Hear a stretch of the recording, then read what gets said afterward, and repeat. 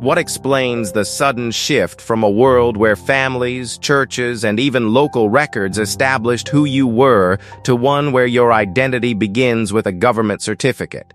In America, standardized birth registration expanded until every state had entered the federal birth registration area by 1933.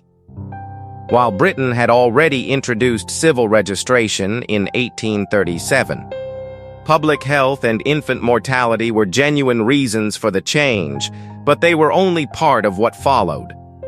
That same record then became crucial for proving age, citizenship, security eligibility, passports, and many parts of modern identity. So why did governments adopt remarkably similar systems, and how did a simple certificate become the document modern life can barely function without? Chapter 1. The world before birth certificates. Let's begin with something very simple. It isn't forgotten knowledge or some strange piece of history. It is something almost everyone has, yet hardly anyone ever stops to question. A birth certificate. We grow up treating that paper as naturally as our own name. Our parents have one, our grandparents most likely had one.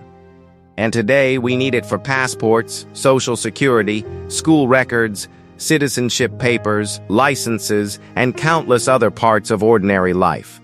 It confirms when we entered the world, where it happened, and who we legally are. That feels completely normal now. But for most of human history, it wasn't normal at all. Thousands of years passed through kingdoms, wars, trade, migration, taxation, and enormous empires without governments giving every person an official certificate at birth. Then the modern world changed its mind surprisingly fast. Ancient Rome kept detailed censuses, but Roman officials were mainly counting citizens, households, property, wealth, and military obligations. The family mattered far more than a piece of paper belonging to each individual. Medieval Europe worked differently again. Parish churches recorded baptisms, marriages, and deaths, and those books could help establish someone's age or family connection. Yet they belonged to the church rather than forming the kind of government identity system we recognize today. People did not spend their lives carrying these records around or producing them whenever an institution demanded proof of existence. A person could work, marry, inherit property, raise a family, travel, and take part in society without possessing a government-issued document recording the moment they entered the world. So what changed? The American story makes that question especially interesting. Efforts to improve birth registration grew during the early 20th century, and in 1915, the Census Bureau established the birth registration area. 10 states and the District of Columbia initially qualified, with states admitted after reaching the required standard of registration completeness. By 1933, every state had entered the system. 18 years had taken the United States from an incomplete patchwork of birth records to nationwide participation in standardized registration. Those same decades were packed with other major changes. The 16th Amendment was ratified in 1913, establishing the constitutional basis for the modern federal income tax. The Federal Reserve System was established that same year. When the United States entered World War I, the Selective Service Act of 1917 brought millions of men into draft registration, making reliable information about age and citizenship increasingly important. Then came the Social Security Act in 1935, adding another powerful reason for Americans to prove basic details about themselves, particularly age. Public health was certainly part of this story. Better birth records allowed officials to measure infant mortality, follow population changes, compare maternal deaths, and understand health conditions with far greater accuracy. Those reasons were real and important. Yet the story did not end with statistics. Over time, the birth certificate became something far stronger than a medical or population record. It became a starting point from which other parts of legal identity could be established: passports, government benefits, citizenship claims, school enrollment, social security records, and numerous other documents. That is the part worth remembering. Humanity has identified people for centuries through families, communities, churches, witnesses, property records, and local authorities. Then, within a remarkably short period, modern governments developed a system in which our legal identity increasingly began with one official record. The birth certificate did not merely record that a child had arrived. Eventually, it became the document modern society repeatedly returned to when that person simply needed to prove who they were. Chapter 2. When a human became a legal person, America was hardly alone in this change. Britain had established the General Register Office in 1837, bringing births, marriages, and deaths into a national civil registration system. Although stronger rules and enforcement developed over the decades that followed, similar systems spread through France, Germany, Canada, Australia, and much of the industrialized world. Their histories were not identical, and neither were their laws, yet the direction was remarkably similar. Governments wanted increasingly reliable records of individual citizens. By the early 20th century, personal identity was becoming something that could be entered, checked, connected, and followed through official files. That shift matters, because once a government can reliably identify each individual, an entirely different kind of administration becomes possible. This is also where an important legal idea enters the story. In everyday conversation, human being and person usually mean the same thing. Law uses person more broadly. Human beings can hold legal rights and duties, but the law can also recognize corporations, municipalities, and other organizations as legal persons for particular purposes. The word person traces through Latin persona, traditionally associated with a role or character and often linked with the masks of ancient theater. That history gives the term an almost eerie quality, but it should not be taken to mean that registering a birth somehow manufactures a separate fake human. The certificate does something less dramatic yet enormously powerful. It gives public authorities an official record through which a real individual can later establish age, parentage, place of birth, citizenship claims, and other parts of legal identity. Once that record exists, the possibilities multiply quickly. Modern taxation can identify people individually rather than relying mainly on households, land, or local knowledge. Military registration can verify age across an enormous population. During both world wars, dependable vital records helped authorities resolve questions about eligibility that scattered parish books and family testimony could not always settle efficiently. Public education, passports, pensions, welfare programs, Medicare, Social Security, and countless other services eventually came to depend upon reliable proof of identity and age. The connection became even tighter with Social Security numbers. Today, American parents can request a Social Security number for a child through the birth registration process, often before leaving the hospital. That number later becomes deeply connected with employment, taxation, benefits, banking, and other parts of adult life. It is worth being precise, though. A birth certificate itself is not what makes someone taxable, nor does the ears simply use it as a signal to come looking. Rather, civil registration provides trusted identity information that allows later administrative systems to distinguish one person from another. Marriage adds another record. Property ownership adds others. Passports, licenses, taxes, education, employment, benefits, and eventually death registration leave further entries across different institutions. They are not necessarily stored inside one giant government ledger, but together they form something earlier societies could never have maintained with comparable accuracy.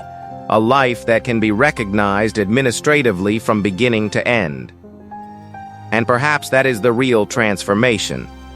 The birth certificate did not turn a human being into a human being, nor did it secretly grant the state ownership over anyone.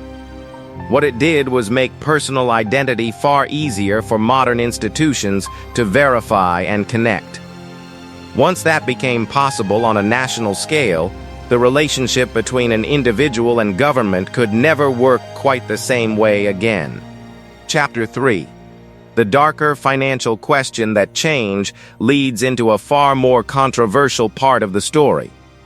Because the moment identity, taxation, national debt, and government records appear beside one another, an uncomfortable theory begins to surface. Could a registered citizen somehow carry financial value for the state? Could the certificate recording a child's arrival also be connected, even indirectly, to government borrowing and future tax revenue?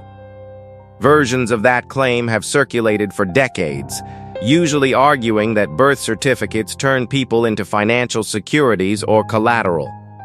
It sounds disturbing enough to deserve attention.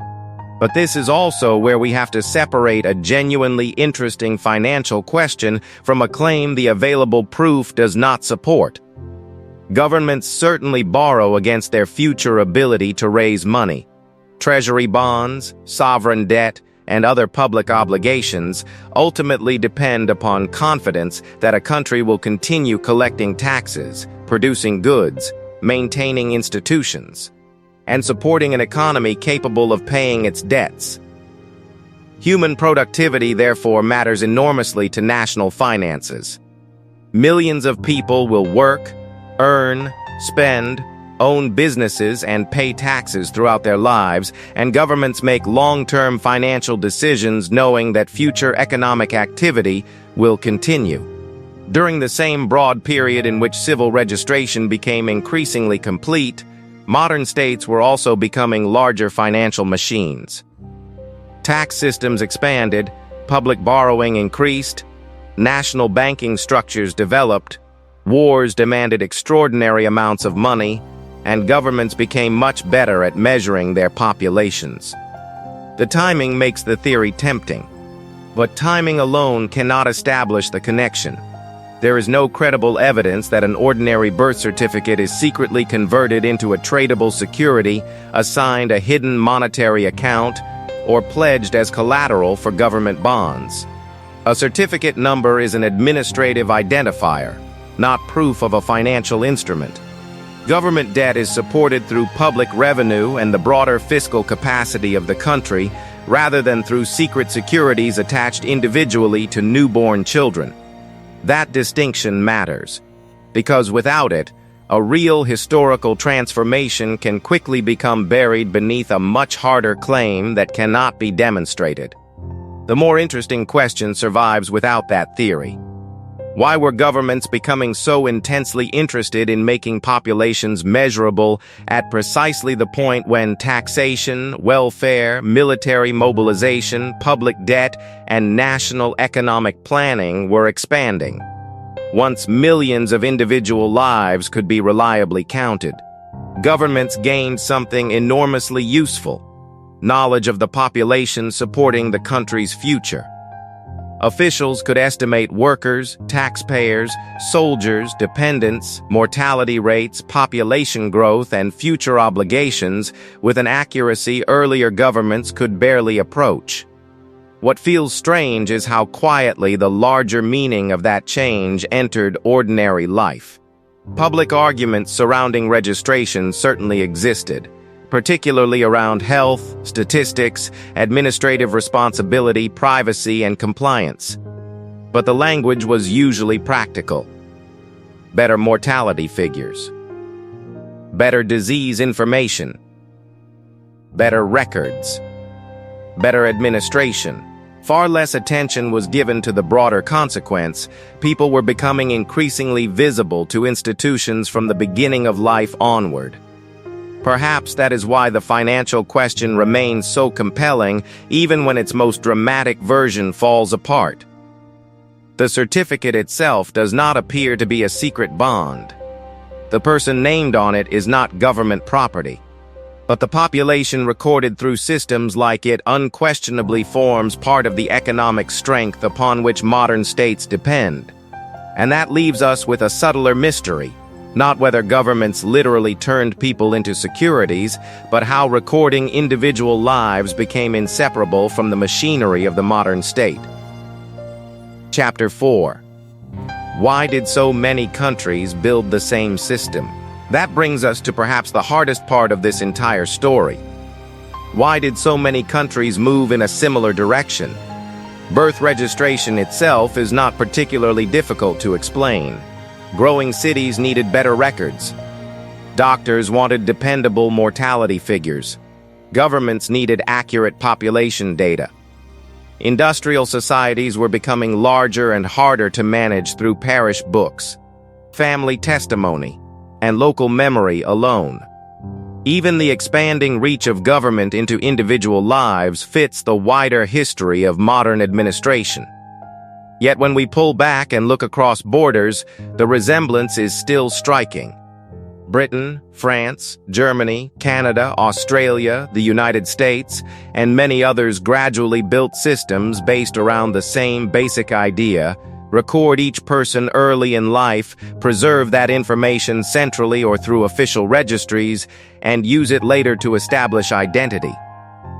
At first, that can feel like evidence of some unseen coordination. The real history, however, gives us a less dramatic but equally fascinating answer. Countries were not developing these ideas in complete isolation. Governments watched one another closely. Statisticians exchanged methods. Doctors shared research. International congresses brought officials together. Census experts compared population figures, while expanding bureaucracies borrowed administrative practices that seemed to work elsewhere. Industrialization also presented many nations with remarkably similar problems at roughly the same time. Crowded cities, migration, epidemics, infant deaths, military recruitment, schooling, taxation, and growing welfare responsibilities. Similar pressures encouraged similar solutions. Even so, the speed of the wider transformation deserves attention. The individual increasingly became the basic unit that institutions needed to recognize. A recorded birth supplied an early reference point. Names, dates, parents, and places could be checked years afterward instead of reconstructed through neighbors, priests, relatives, or handwritten family records. Later documents could then connect that person with education, marriage, military service, employment, benefits, property, travel, and eventually death. What earlier communities remembered through relationships, modern institutions increasingly remembered through paperwork.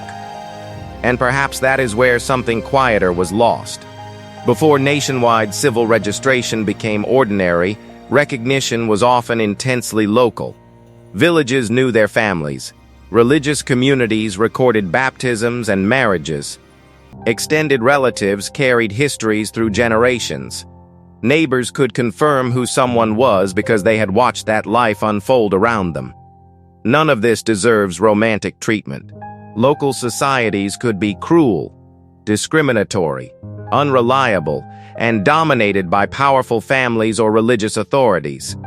Records disappeared in fires, names were misspelled, entire groups were overlooked, and people moving away from home could struggle to prove even basic facts about themselves. Civil registration solved many of those problems. It gave people evidence of age and family connection that did not depend entirely upon whether a priest remembered them or whether witnesses were still alive. Yet it also changed where recognition came from. Community knowledge gradually stopped being enough. Official proof carried greater weight. That difference reaches far beyond paperwork. Earlier societies often knew a person through belonging. Modern institutions increasingly know that same person through information. Neither system is completely comforting. One could trap people inside the judgment of their community. The other can reduce an entire life to entries across databases and official files. Perhaps the real question, then, is not whether registration represented progress or loss. It brought elements of both. The strange part is how thoroughly it succeeded. Within several generations, a world where identity could rest largely upon family, church, village, and reputation gave way to one where proving who we are usually means producing something official. And today, that feels so normal that we rarely remember there was ever another way. Chapter 5. The system you never chose to enter, and this is where we have to leave the story, even though it clearly does not stop here. Birth records eventually connected with social security numbers, passports, licenses, banking, employment, benefits, and now the digital identity systems taking shape around us. What began as a way to record the arrival of a child became part of something much larger, the framework through which modern institutions recognize a person throughout life. But one detail remains difficult to shake. None of us chose to enter it. Registration happened before we could speak, understand, agree, refuse, or even know what government meant. Our parents supplied the information, an official record was filed, and from that moment onward there was a documented version of us that institutions could recognize long before we could recognize ourselves. That does not mean the state owns us, nor does a certificate secretly manufacture our legal existence. But the distinction still matters. The paper was not written by us. It was written about us. Later, when we want a passport, social security card, driver's license, certain bank services, government benefits, or other official credentials, information tracing back to that earliest record can become part of proving who we are. Perhaps the question worth carrying away is simpler than any conspiracy. How did something no previous civilization considered essential become almost impossible to live without? Within only a handful of generations, identity moved from family memory, community recognition, and local records toward official documentation that can follow us across an entire lifetime. Most of us inherited that arrangement without ever having reason to examine it. And maybe that is the strangest part of all. Not that somebody secretly built a system we were never supposed to discover, but that the system became so ordinary we stopped noticing it was there. Well, that's all from us. If you've enjoyed this video, be sure to give it a like, share it, and subscribe. Thanks for hanging with us, and we'll see you very soon.